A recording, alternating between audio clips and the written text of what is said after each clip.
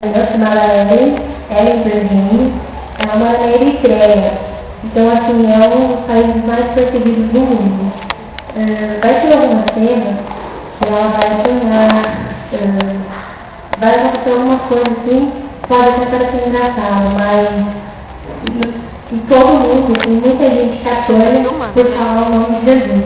E a igreja fica acomodada, né? E a igreja dizem que eles choram por nós, porque a gente sendo livre, podemos falar o nome de Jesus, fazer todas as coisas para adorar o nome de Jesus, a gente não faz, né?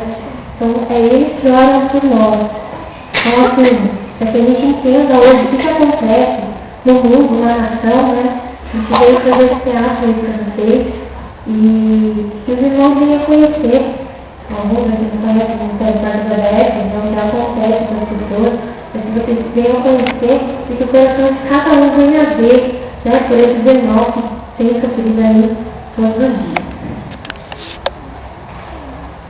Durante os últimos 5 anos, uma brutal campanha tem acontecido na Eritreia contra as minorias cristãs, casamentos, batismos, cultos em igreja, hogares e encontros de oração têm sido invadidos pelas forças de segurança.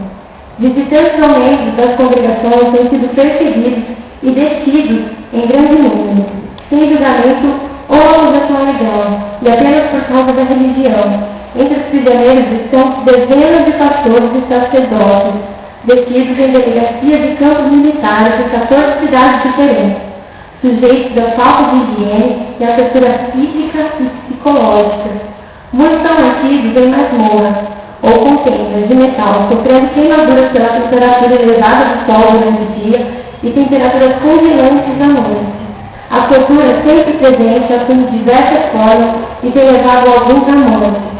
Conheça agora a história de Ellen Berlin, uma cantora cristã eritreia, que pagou um alto preço por expressar sua fé naquele país.